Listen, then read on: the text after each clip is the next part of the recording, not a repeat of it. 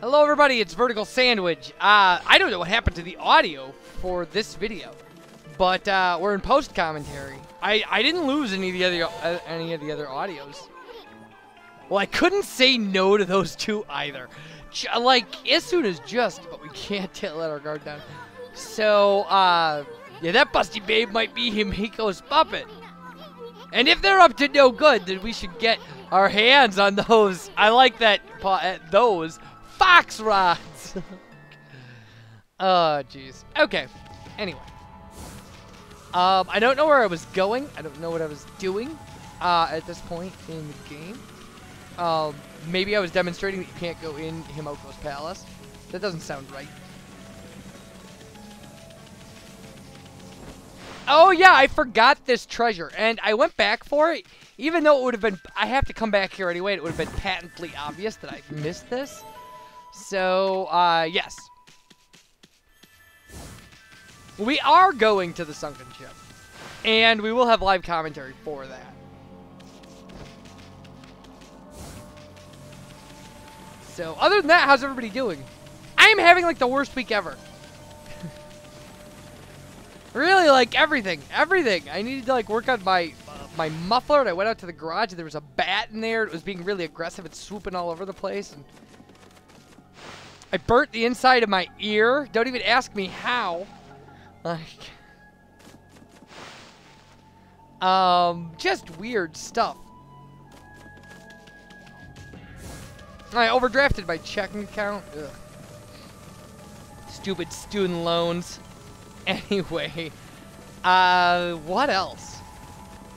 Yeah, I have yet to, like, I bought parts to fix my muffler on my car, and, like, it turns out that what I got would have worked if I was really doing what I thought I was doing, but I've got to do something else, and the stuff I have isn't going to work, so I'm going to try something else. We'll see. My car is ancient. It's... Jeez. It's older than most of my subscribers, probably. It's a 1993. Crappy Dodge. Anyway. I did get the motorcycle out, and that was fine. That was nice. But it's really cold here for this time of year.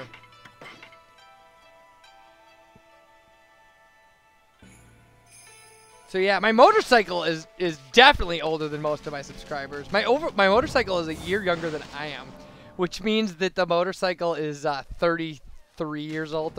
It's 34 now. I'm gonna be 35. It's 34. There, now you know how old I am. And I'm okay with that.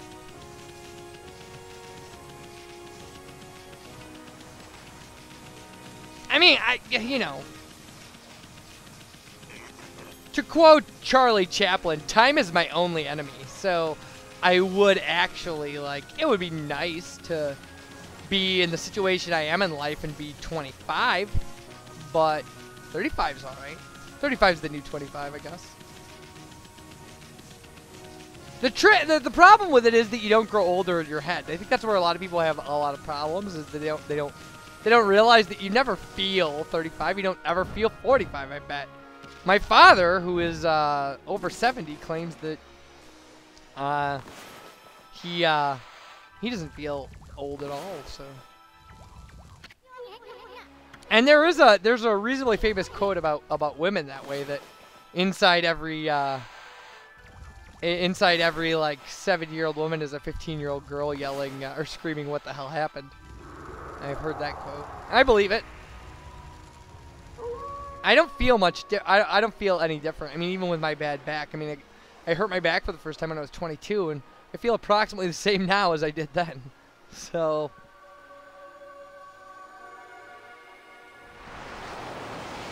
And like I said, I think it's a pretty universal sentiment, even among people who, you know, have kids and stuff, but they don't feel like parents because, you know, you think you should. Suddenly, there should be one day where you just wake up and go like, oh. But being an adult creeps up on you. It really does. Like, you just do things like pay your bills and things like that. And do your dishes and your laundry, and then one day you realize you're just being a responsible, fully functional human being. It's kind of creepy.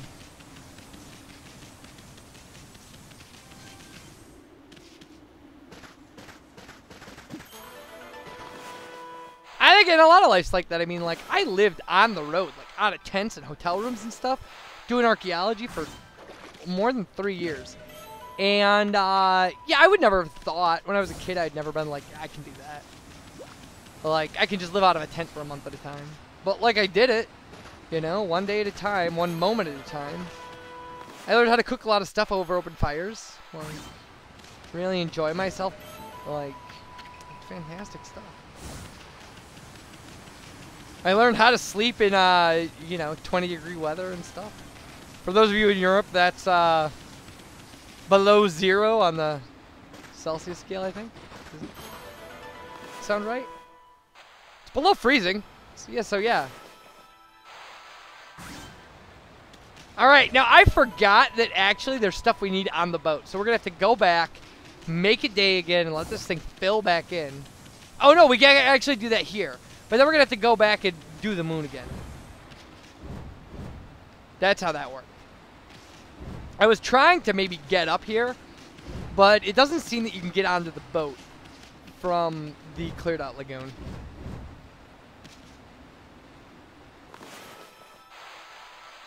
I guess I needed a video like this where I could just blah, blah, blah at you guys with, you know, no real purpose. Like I said, I'm just having one of those weeks where everything just seems to go wrong. And largely through my own fault. I mean, not the bat or anything. I actually like bats. They eat mosquitoes.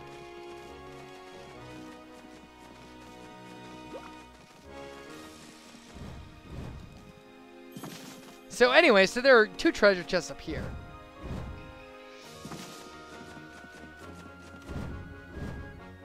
And one of them is a stray bead, so we definitely needed to get it.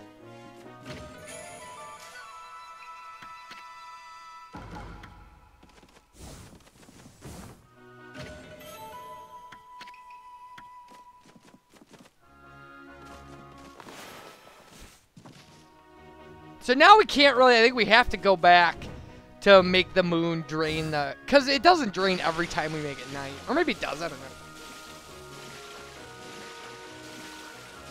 I guess I haven't really been swimming around here at night, so. We're going to pick up some other stuff, too, that you normally wouldn't, because there are going to be 2 shells we're going to go by.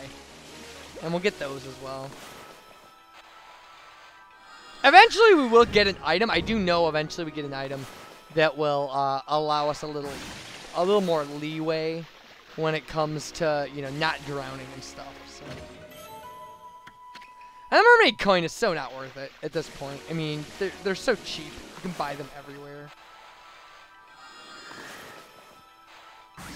So this is the second one. I don't know how I missed this one particularly, but.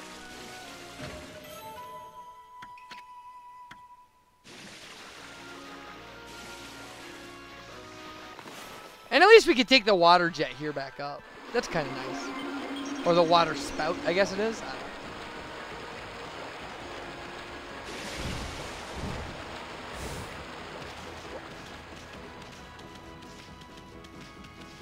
So now we're back where we should have been probably 3 minutes ago. But, yeah, what are you going to do?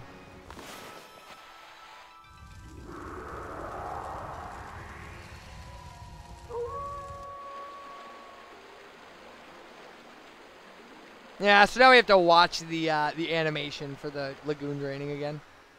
No big deal. So other than that, I mean, you know, stuff's the same. Like,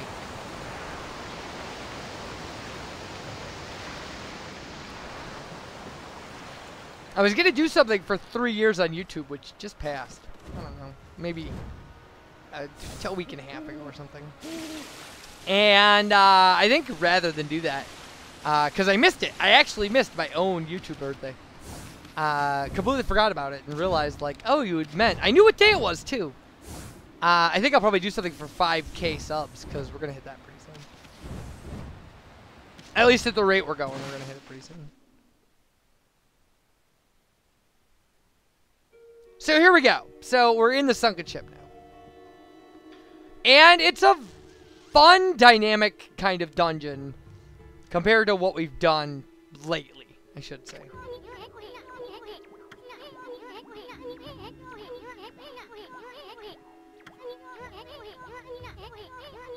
It's such a sinister looking curse before. Yeah, it's all kinds of different crazy psychedelic colors. That means evil. So, Rao will, actually be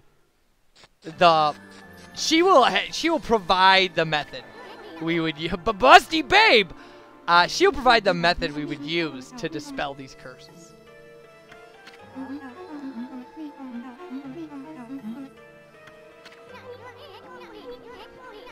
They really play up her chest size.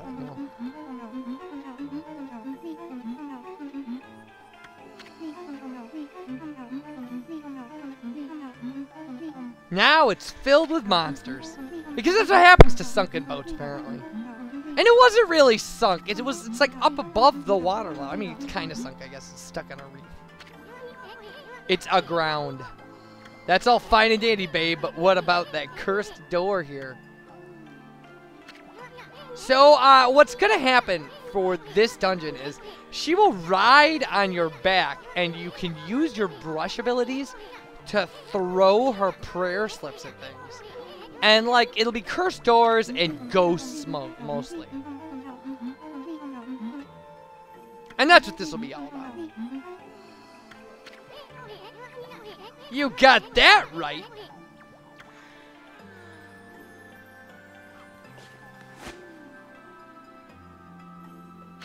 I think she pulled those out of her blouse. The animation didn't make that clear, but that's just what I want. That's what I want to believe. That's the choice I would have made if I were programming this.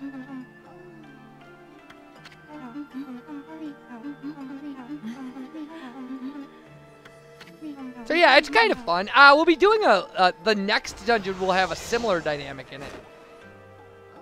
Not necessarily with prayer slips, and not with her, but.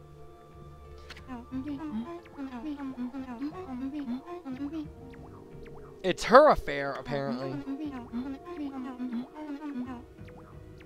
Yeah, assistance is targeting. She means assistance in making us work more. Like, that's the thing. She means that she is a dynamic in the game that forces us to participate, rather than just automatically eliminating danger, because that's not really playing.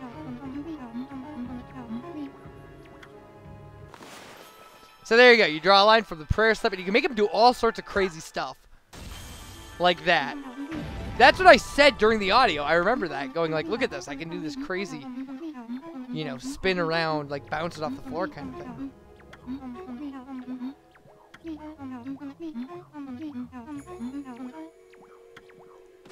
So, it's actually really nice that, so here are these ghosts. We're going to take care of them. We're almost done with this video, but, when we get into the next video, we will talk about, I will be talking about kind of, about the dynamic of using the prayer slips on other hazards. Because there are treasure chest hazards, and then there are some things that look like hazards that aren't dangerous. And all that stuff will be in live commentary. We don't have to worry about it. But what we're going to do is, after this little cutscene, we're going to go back to that origin mirror, save our game.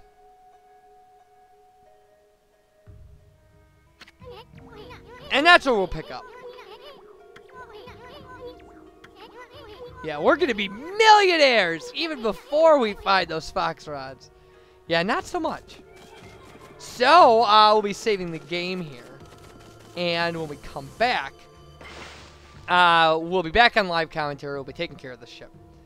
And I will be talking, the past VerticalSandwich will be talking to you, not the guy sitting in this chair right now. So I hope he has good stuff to say. You guys take care, and bye, everybody.